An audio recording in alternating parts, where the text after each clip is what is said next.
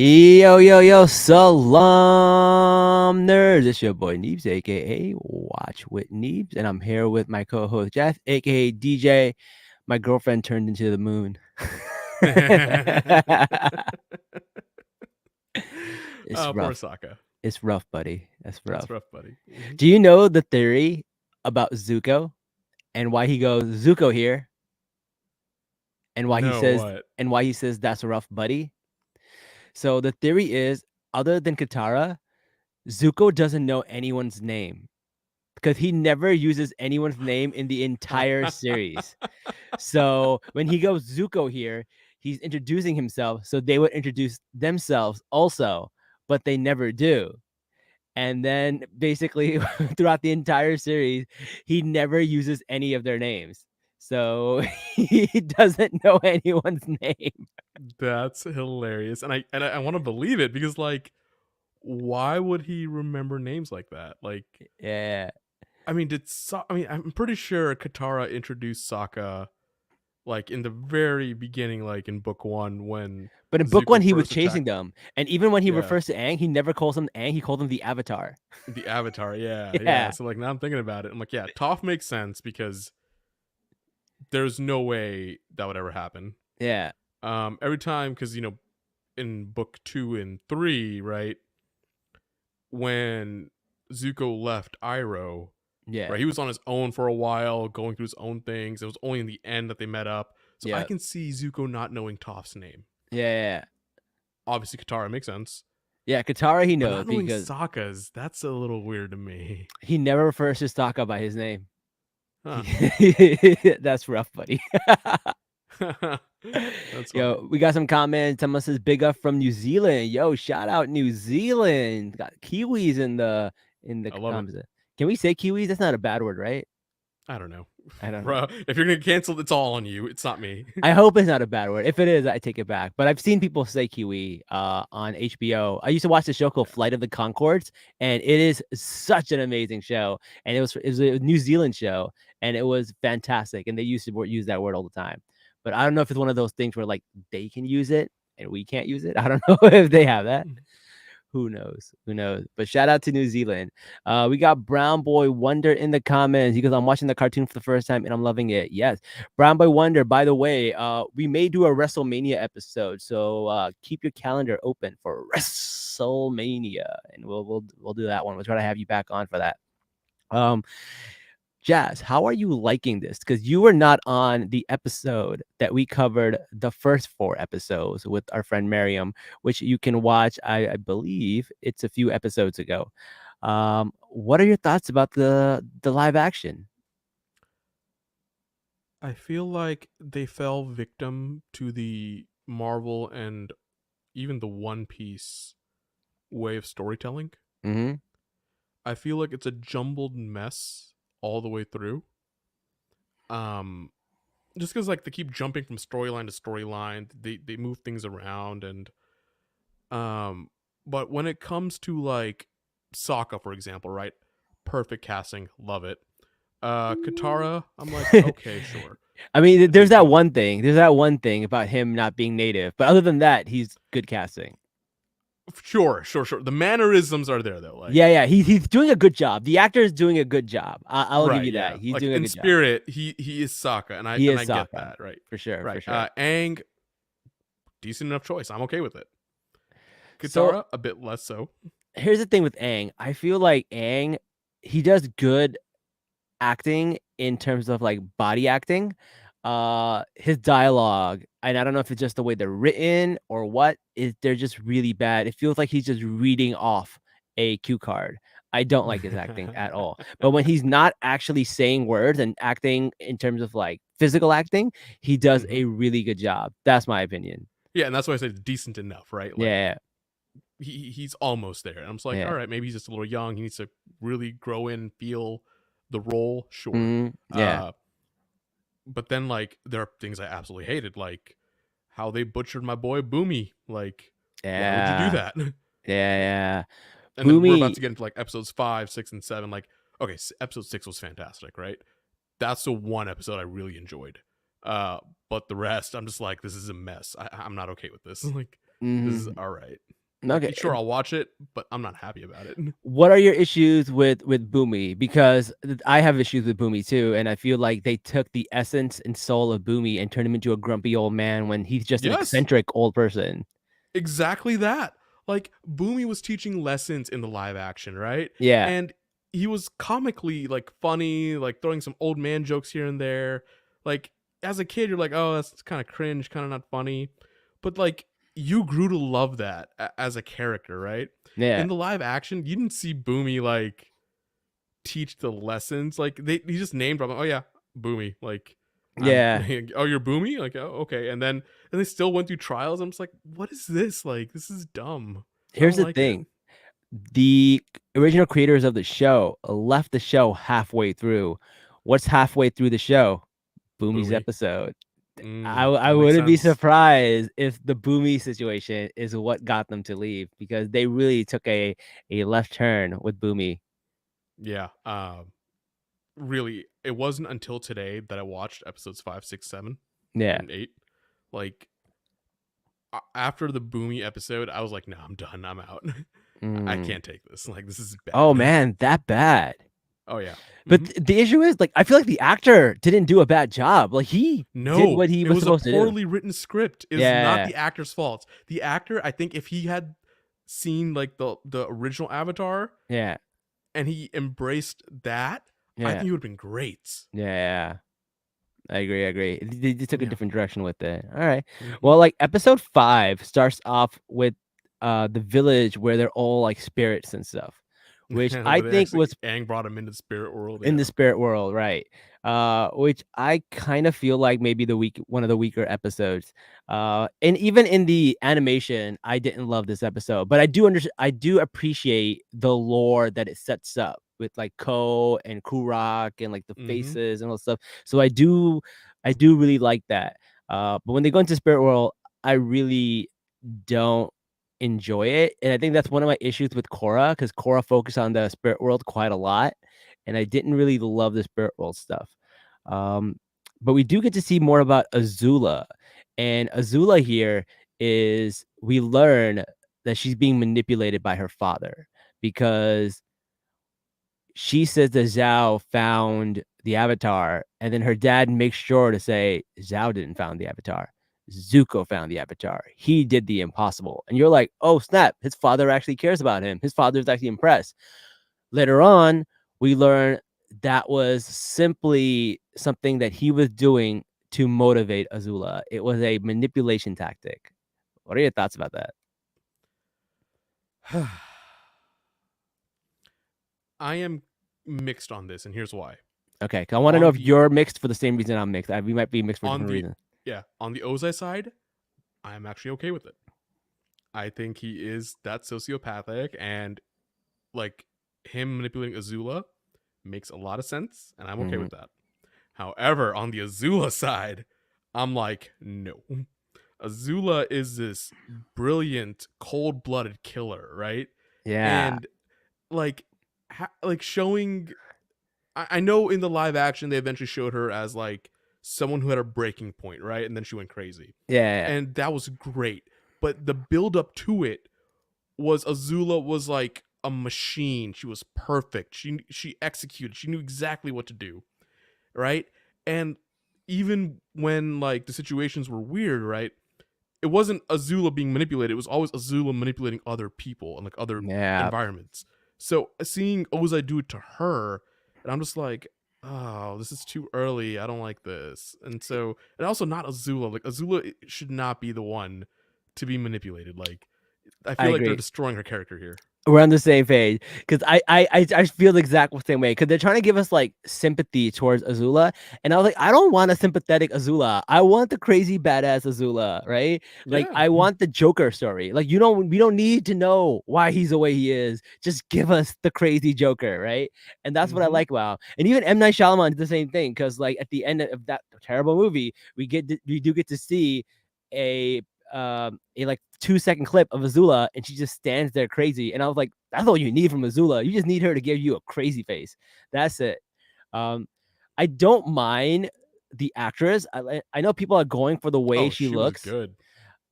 I do like okay, here's the thing. A lot of it is coming from, like, toxic, and a lot of it is coming from a real actual thing. So in face psychology or something, there is this thing where like if you have a round face, it's hard to take you as a villain. But if you have a sharp angular face, it's very easy to take you as a villain.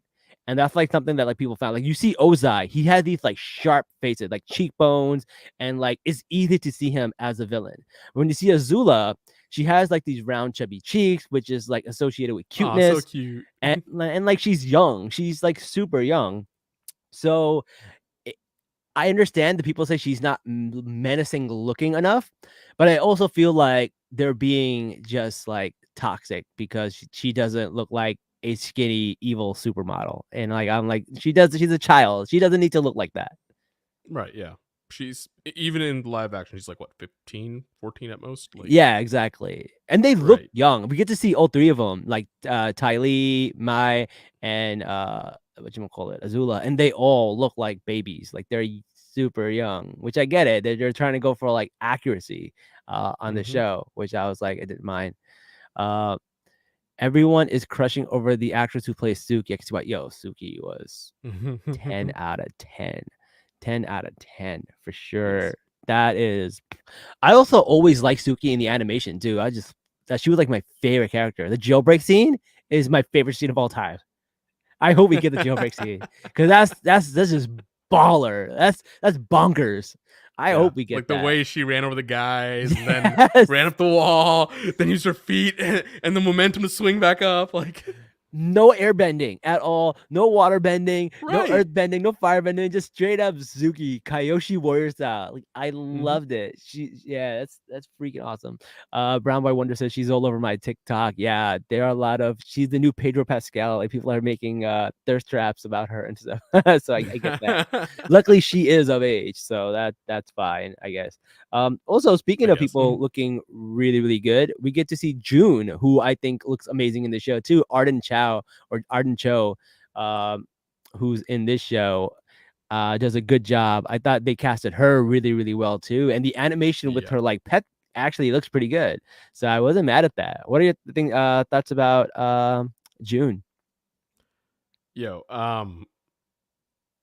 you know, I was upset about like a lot of elements being introduced too early. Yeah, This one I'm actually happy about.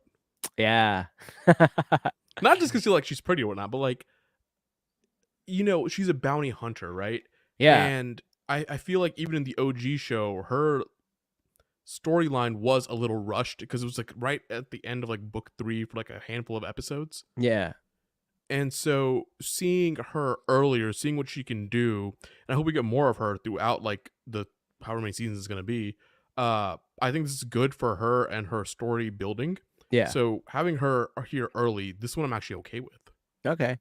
Well, speaking of that, one thing I really wasn't okay with how early they brought the secret tunnel stuff in the Yeah. show, and I feel like it was because like it was supposed to be between Aang and Katara, and it's supposed to give us insight that like they have a connection, and we get it like a brother sister thing, which I was like, we didn't need to know they love each other. Like they love each other. We didn't need to know, right?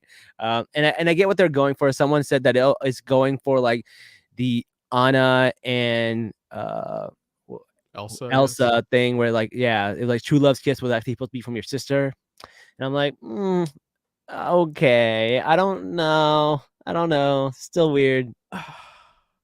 This is what I'm getting at. Like, they fell victim because they tried to do things other things did, but they also failed at doing them. Yeah.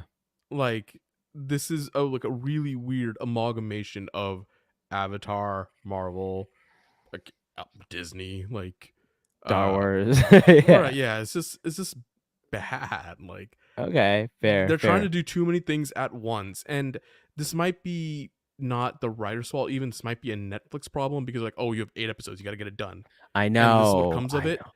Like, I don't know who to be mad at exactly here. I think I So figured it out. I think that like Netflix is like, hey, we're giving you 8 episodes. They know you're gonna rush it. The plan is to make money. They know the show is gonna make money, and they're like, here's how many episodes you got. Here's how much money you got. Make it happen. They don't care about the show. They care about is making money, and they know people are going to watch it. So it's one of those things where like they're not You just gotta respecting make the it audience. decent enough. Yeah, you just Yeah. got to make it decent enough because it's going to make money. It's like, hey, the storyline's there, just jumble it together and make it happen. And if the people care about it enough, they'll find a way to make it happen or they'll leave. And that's kind of what happened here. They left, you Yeah. know? Like Miss Marvel is an example of like, they gave them like 6 episodes And they made it and happen. they made it happen because they really, really cared about the show, and it was one of the highest rated shows in Marvel. So it's one of those things where like it's very, very difficult to do. It's very, very difficult Yeah. to do, especially something like One Piece and whatchamacallit, Avatar that has like 20 episodes or something like that just to finish the first season off. Totally agree with that.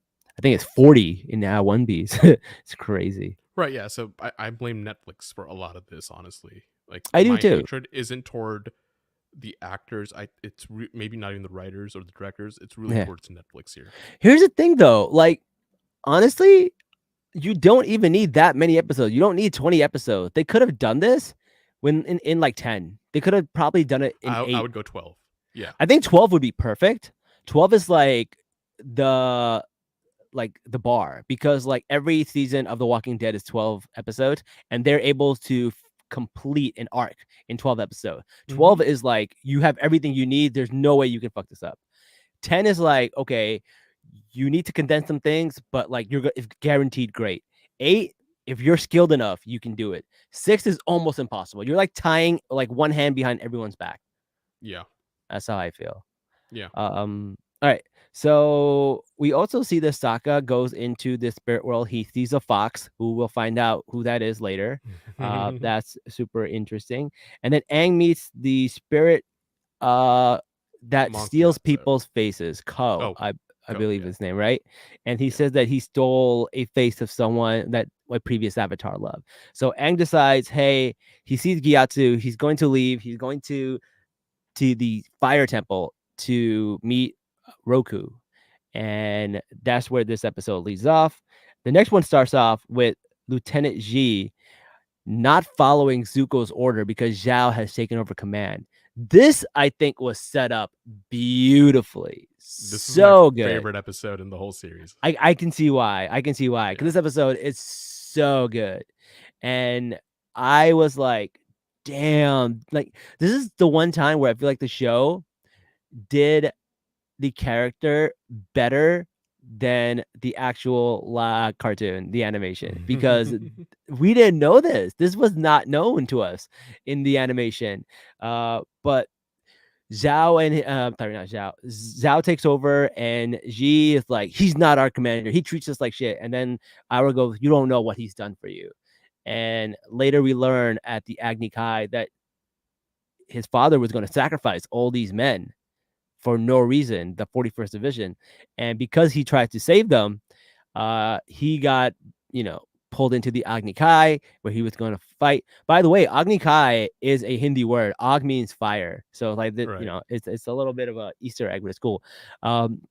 So they do this Agni Kai, and he thinks it's going to be with the commander. It turns out to be his father. He doesn't want to fight his father, but his father does not hold back, burns his face. We get the origins of his scar.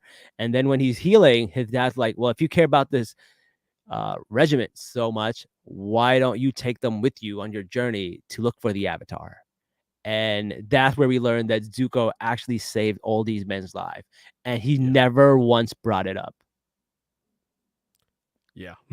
That's cool. That's great character development.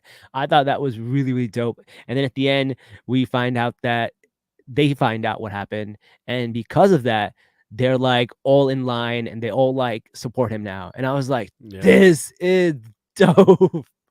Yeah, like it was so good. The whole sequence there. I wish the whole show was as good as this one episode, honestly. Me too. Me too. Yeah. It was fantastic. I absolutely love that. We also see that, Aang goes to the fire temple. He meets Ruku. He gets all the information that he needs. That he has to go back to the spirit world and give him something that he needs, which is fine. But then he gets captured by June, and June hands him over to the whatchamacallit, Zuko, and then Zuko gives him no, Zhao takes over and takes him from Zuko and tries to take all the credit from him.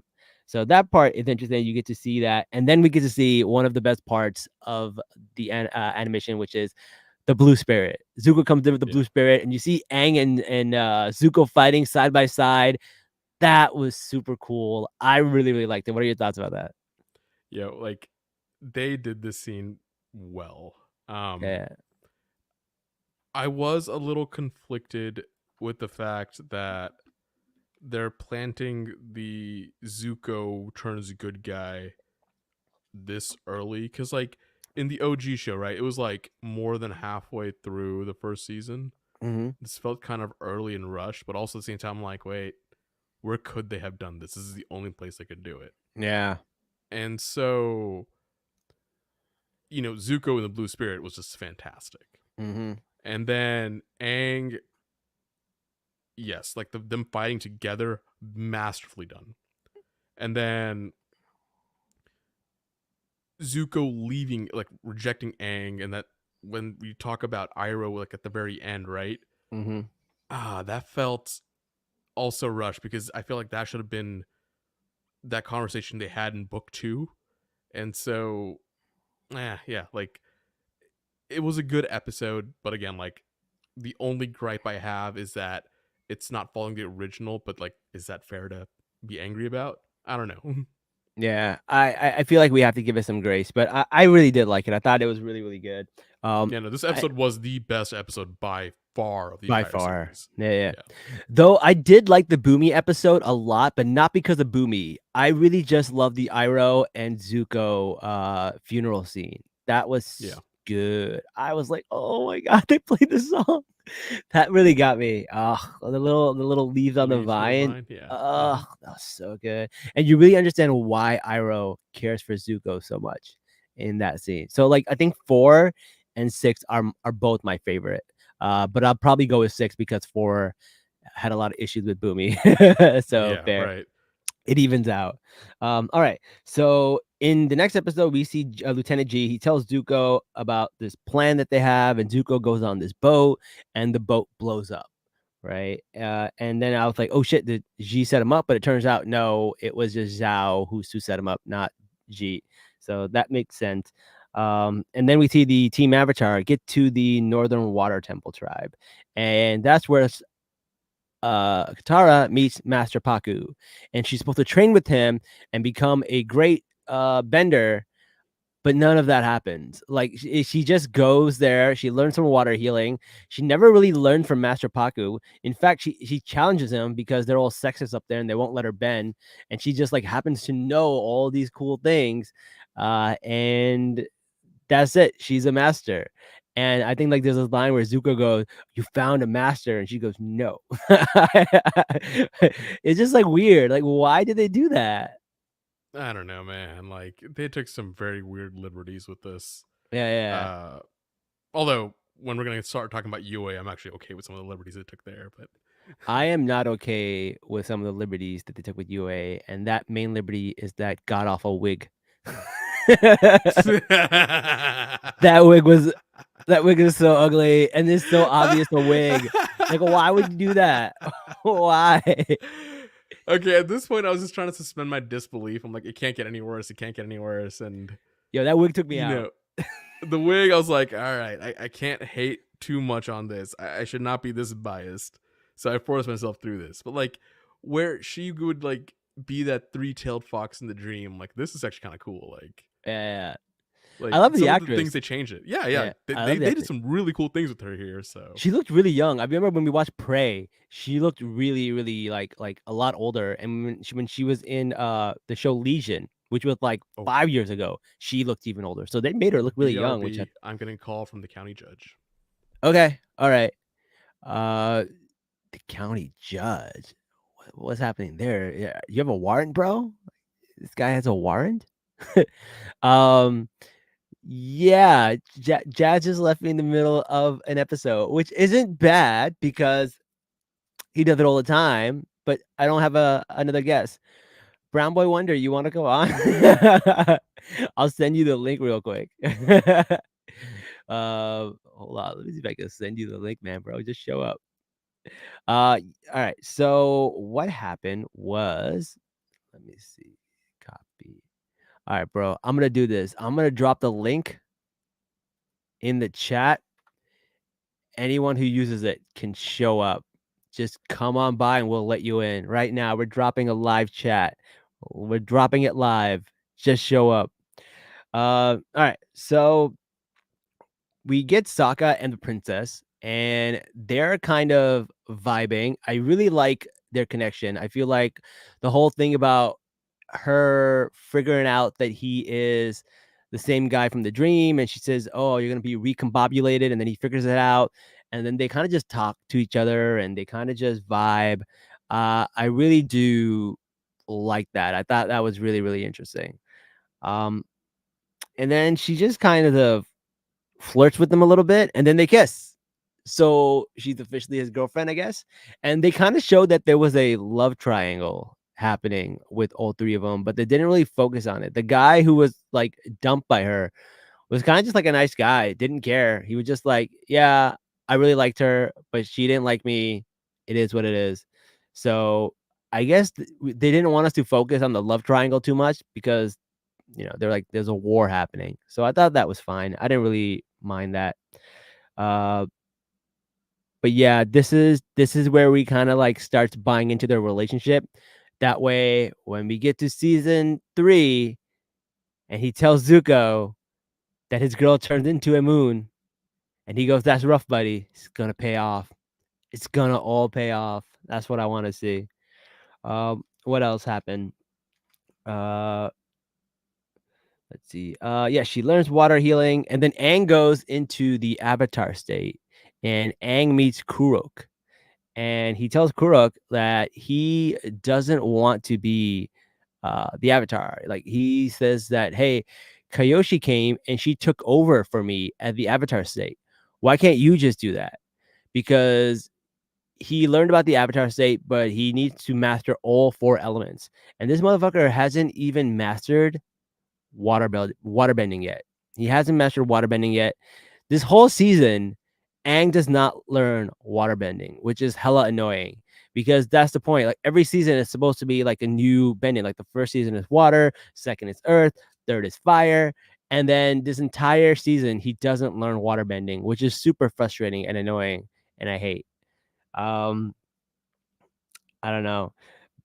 But then he tells Korok actually that Kyoshi took over for him and she was able to do all these things. So he was like, hey, why don't you just take over for me and do all the work for me? Which is kind of indignant on Aang's immaturity. Instead of learning the 4 elements, instead of learning what to do, he wants to give somebody else the responsibility. He keeps running away from his responsibility, and we get to see that in this episode. So he runs away from his responsibility and he kind of just says, hey, why don't you do this for me? Kind of like when you're a kid and you're doing homework and someone does your homework for you. Like you're not learning anything. So there's no point to it.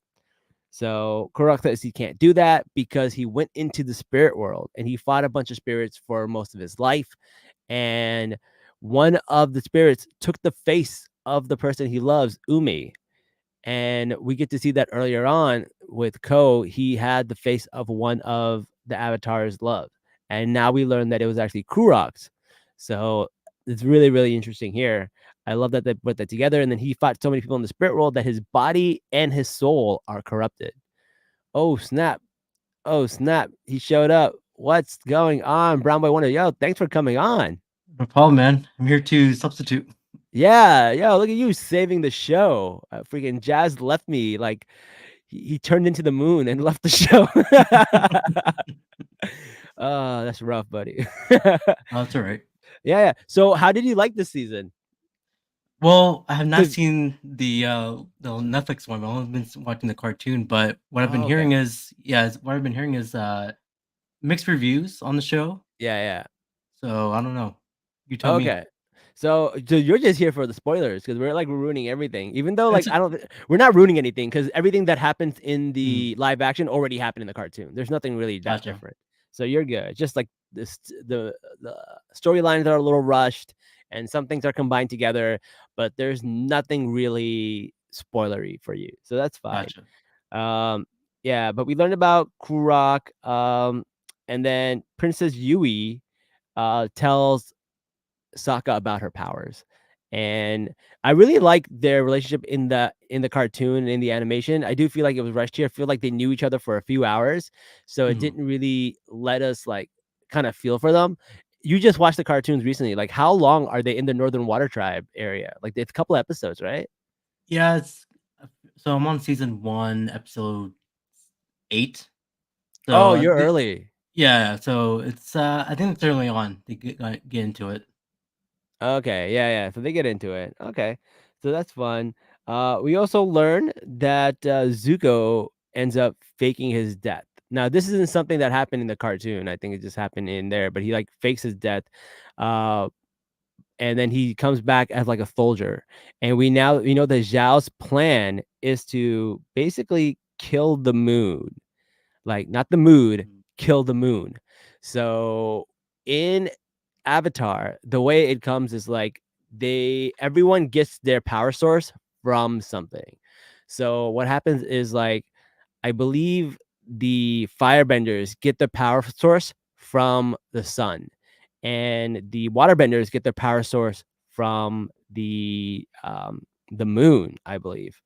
And then the earth probably just get it from the earth, and then what's the other one? Airbenders probably just get it from air. I think that one's a little common. I don't know. I don't remember. But then there's also like animals that inspire all the bending. Like badger moles are the ones that were the first ones to figure out how to do earth bending. And I believe dragons were the first ones to learn how to do fire bending. And then I don't know who were the first to do water bending. I think it was like probably some animal, like some seal or something. I don't know. And then airbending was actually first done by Appa, who is a sky bison. So sky bisons were the first ones to learn how to do that. So all the animals have really like a little bit of stuff going on. I know you said that Momo is someone you don't trust. Why do you not trust Momo? I don't know, I mean, he's just following around the crew, right? So, like, what's his deal? Momo is just an animal like in the show. Okay, He really doesn't do anything. He doesn't really gotcha. say much, doesn't do anything. He's not like Appa, where like Appa's like taking them around. He does a little bit of like comedic relief, but Mhm. like I can't remember why Momo is important, to be honest with Yeah, you. I really like don't. yeah, like, why is he here? I'm guessing it's just, like, a good, yeah, like you said, a good relief, but, Yeah. yeah, he's pointless. Yeah, he kinda is.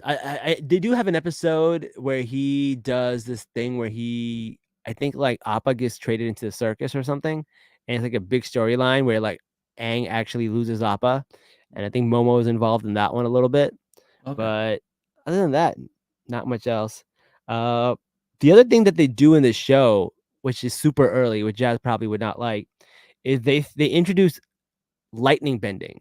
So they Oh, show Azula not just doing fire bending, but lightning bending. So in Avatar, what they do is every bending has like a sub bending where you can do like another type of bending. So for example, firebenders can also do lightning bending, and they could also do combustion bending where they can make something explode.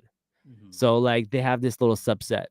Uh, and then water bending, they can do water bending, they can do ice bending, and they can also do blood bending. So blood bending is supposed to be the most dangerous bending of all. Like you can literally just kill anybody just by bending the blood in their body. Like gotcha. just done. Earth bending also applies to metal bending. So you could bend metal also. So that's a subcategory of earth bending. Mm, And another subcategory of earth bending is actually lava bending. So you can bend lava, which is really interesting because you would think lava would be a subset of fire bending and yeah. not like, yeah, not like, what do you call it? Earth bending. But apparently, like lava, it's mostly earth. So, Well, it comes from the volcano from the ground, I guess, so yeah, right. It comes from a volcano. So it doesn't come from fire. It just comes from like really hot like land. That's what it is, yeah. right? So, like, I think the way it works for most of them is, like, it's just, like, a different temperature of your own power. And then for airbending, you have airbending, and the subsect of airbending is flying. So you can actually fly. So in right now, we see Aang fly, but he doesn't really fly. Basically, what he does is he uses the air to kind of push him up and push him down. So he's kind of just airbending himself. But once you get to like a high level of airbender, you literally just fly, like Superman fly. Like you don't need the air pushing you. You're just flying at all times. You're levitating. So that's like a sub bending of airbending. And another sub bending of airbending is spirit bending. So you can bend with the spirit world.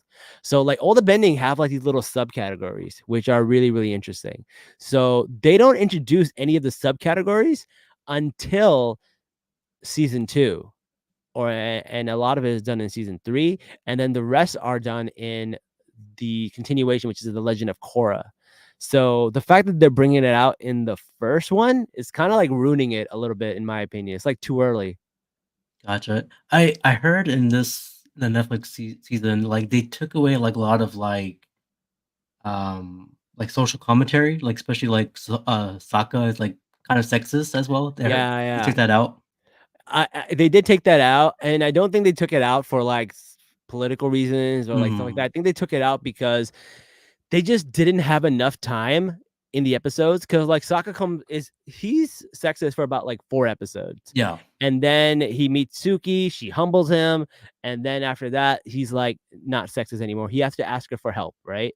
Mhm. So the thing is, you don't really like Sokka in the beginning because he's so sexist and he comes off so strong. And Yeah. then you start to like him afterwards because he has this character development, which is great. Like that's what makes a good character. Right. But when you only have 8 episodes, you can't afford to hate a character for 4 episodes because you need to be rooting for that character a lot earlier on. You need to start rooting for that character super early. Same Yeah. thing with because and also they're doing the same thing with Zuko. Like Zuko, you don't start rooting for Zuko until season 3. Like that's when you start like really rooting for him, or maybe at the end of season 2. But now they got us rooting for him in season 1. So like they're rushing it, but it's not because like, oh, we don't want to show him sexist because we're trying to be woke or anything like that. I Right. think it's just part of timing. I guess so. I mean, well, speaking of Zuko, is he really sassy in this live action show? A little bit. I wouldn't say very sassy, but a little bit, yeah. Gotcha. I saw like on TikTok, like he does this like Nick roll or something. Like he's talking like that. I don't know. Oh, does he? I never even Yeah. noticed that. That's so Like funny. yeah, I saw on TikTok like, oh yeah, he's like very, very a sassy man. I that might just be the actors Oh, like sure. adding a little bit of himself in the character. So I think that's funny. Um, but there is sexism in this episode. In fact, basically what happens is like they don't let Katara learn waterbending. So she does get to deal with a lot of sexism. So she doesn't deal with it from her brother as much, but she does deal with it from the waterbending tribe. And I think it's just to like establish that like waterbenders are a little sexist. They're a little more traditional. The men go and hunt, the women heal and feed. So, it's they're a culture that's like Inuit, right? So they're Yeah. kind of like that's what they are. They're not like they don't have offices, right? Where like anybody can have any job. They're kind of in more traditional roles. So I get that. Um, yeah, and then all right. So we also get to see like Sokka being like a good statistician, like a strategist, where he comes up with this like plan to basically sneak up on the boats and like sabotage them. And then the Team Avatar is like doing all this damage and they leave. And they're like, okay, great. And then they turn around and they find they have like 1,000 more boats to do this to. And they're like, oh crap, that's not gonna work. So none of that's gonna work. We found out Zhao is planning to destroy the moon. Um, and this is one thing I don't like about it because Iroh threatens Zhao, and Zhao is not scared of him. No one in this show is scared of Iroh. And like it's one of the things, like he is the dragon of the West. Like he is supposed to be like a badass. Like he's nice and he's like kind and stuff like that. And he's like super, like a grandfather. But like people don't know. bro's got history. He's a goddamn war criminal. He's the Dragon of the West. So when Zhao is not scared of him, I'm kind of just like, what's going on with this? And then when Zhao kills the moon, and then Iroh goes after him, Iroh doesn't really do too much damage. He doesn't really hurt him that much. So that's one thing that you're probably not going to like as you see. I think you're gonna really, really enjoy Iroh in the animation. So like you're gonna see the badass version of Iroh. Yeah. So you're gonna get to that. I don't want to spoil it for you, but like Iroh goes from being this nice guy to being like a badass. But you also notice like everywhere he goes, people are like, "That's Iroh." Holy shit! Like he has like a name. He's like he's a menace. He's a goddamn menace. So that's something that you're gonna run into as you're watching the animation. Gotcha. Okay. What made you want to watch the animation first before the live action? A lot of friends, like I was just with my friends, and they were talking about like the new Avatar series, like we're doing here. I'm like, yeah, I haven't seen Avatar, and they're all gasped, like, oh, you haven't seen the Yeah, original? I'm like, yeah, I didn't really watch the cartoon. I was watching other things, I guess. I guess I yeah, missed it. Like, let me try to watch it now, and yeah. it's for a children's show. It's pretty deep. It's really deep for sure, for sure. They dive into like colonialist, Yeah. genocide, all of this stuff, right? Like they definitely propaganda, like they go into it. I would say that I would think like watching the show first would be better than watching the animation because I feel like the show you'll watch it and you'll learn everything. And then when you watch it with the show, you watch it with the richness that is like the old 24 episodes and stuff a season. I think that would be more enjoyable because I feel like going this way back, you're not going to enjoy the show as much. Whereas this, you might enjoy the show because you have no expectations. You have no like, oh, I don't know how good this show is supposed to be. Mm. So I don't know. But then also, I don't know. A lot of the stuff is rushed, so it's kind of getting spoiled for you. So I don't know. Yeah, that's why I'm just starting with the cartoon just to see how it is. What's all the hype about? And I'm enjoying it.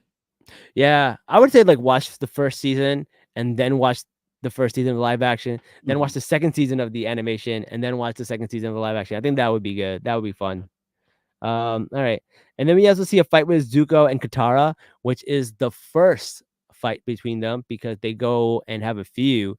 And this is the beginning of Zatara, which is the shipping of Zuko and Katara. A lot of people were saying that they don't want Aang to end up with Katara. They want Zuko to end up with Katara. And that's a very interesting conversation that's been going on for a couple of years. Mm. I mean, there's always at least from the cartoon, like I see the spontaneous relationship between Aang and Katara. Yeah. But yeah, I guess as I move on, I guess I'll see Zuko and Katara. So I don't know. I don't know. This show could take it in a completely different direction, and if they do, that's going to be crazy because uh, the Legend of Korra is a continuation of uh, Avatar, and you find out who their kids are and stuff like that. So then their kids would definitely not exist anymore. So that would completely change Mm. that. So I wonder if they'll go down that route. That'll be really crazy. Um, all right, so Zhao gets the fish. Uh, and then I think Zhao also gets into a fight with, I believe, Zuko. And he tells Zuko, hey, your dad was never going to love you. He was never going to bring you back. He set you up to find the Avatar because he just wanted you out of the way and he wanted to motivate Azula. So when he's telling him about Azula being, um, when he's telling Azula that like Zuko found the Avatar, he's really just motivating him. Like Azula is his like child, like that's the one that he's going for, and he really doesn't care about Zuko. So because of that, uh, Iroh burns his ass. So I thought that's the only time you see Iroh do anything interesting. At this point, everything's going to shit. The moon is there. The moon is gone. Uh, and then the whole theme turns red, which like if there's no moon, I guess like everything turns red, I guess. And then Aang turns into a monster, but he can't control the Avatar state, so he just starts going like Godzilla. He's in the water, destroying all the boats, destroying everybody. He can't really do much about it. And then Yui sacrifices herself to become the moon, and basically saves Avatar. So Avatar sees the moon, and he comes back down, and then the episode really just ends. and that's where we have it. So again, like the show has hits and misses. There's something is doing well, something is not. This really, really felt rushed. The whole fight scene takes place in like one episode, which I think was not enough time. So I didn't really, really love it. Uh, but the show overall does have potential. Gotcha. I heard there's like a season 2. Yeah. Oh yeah. They already announced season 2 and season 3. Oh, wow. Yeah. Yeah. So season 2 and 3 are already in the books. So they're definitely doing that. But we do learn that the goal of the Fire Nation was never to conquer the Northern Water Tribe. It was a distraction. And while everybody was over at the Northern Water Tribe trying to save them, Omashu was left unguarded, and they went in and they captured Omashu, which they have not been able to capture for decades. So we learned that. And then we also learned that Sozin's Comet is coming. So you haven't learned about Sozin's Comet, but what it is basically in the show, the Fire Nation is their most powerful when a comet comes to Earth.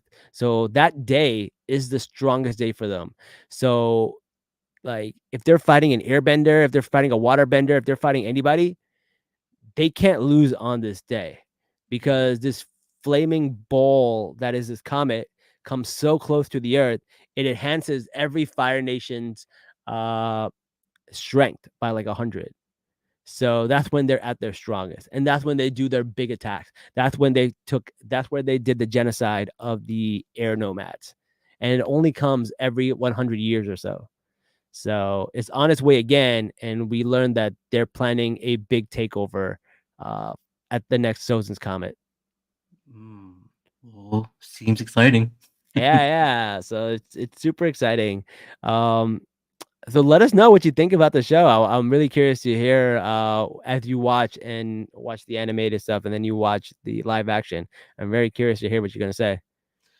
Well, hopefully I'll like both, but yeah, like you said, the show sounds a little bit rushed, but since there's like season 2 and 3, hopefully they slow it down. Yeah. I hope so too. But then, yep, that's all we got for you. Brown Boy Wonder, let people know where they can find you. I know you got your own podcast. Let people know what it's about. Yeah, so it's called the Brown Boy Wonder podcast. I just talk about anything I like just wrestling, sports. Sometimes I do movie reviews, anything pretty much. You can follow me there on like Spotify, iHeartRadio, Apple Podcasts, and I do have a Instagram page, Brown Boy Wonder Podcast. I just post clips, things like that. Cool. How are you feeling about WrestleMania? Are you excited for it? Man, oh man. Yeah. It's exciting because I was at SmackDown in Dallas and The Rock. This is my first time seeing The Rock. Yeah. The first time in person, and dude, that place was electric. No pun intended. That's crazy. That's super crazy. I just started getting back into it, so I've been watching too, and I've really really been enjoying it. I like the whole Cody Rhodes thing, so I'm excited for that. Resumes in Philly. I'm thinking about actually getting tickets and going. I just like I mean, I don't know if it's gonna be sold out soon. I heard it might be sold out soon. yeah, So probably, but be you can probably interesting. get them on like StubHub or something where people like usually sell Yeah. them. They're probably more expensive, but it's fine. But it's 2 days now, not just 1 day anymore. Yeah, they've been doing 2 days for the past like few years now. Saturday and Sunday. Yeah. I don't know because The Rock would be on Saturday, and then of course Cody and Roman would be on Sunday. So depends on which day you're gonna go to. All right. That sounds cool, man. All right, man. Thank you for being on the show. Guys, don't forget to like, share, comment, subscribe. Jabs was not able to come back, but we were able to wrap up the show. And then until next time, guys, Salaam nerds.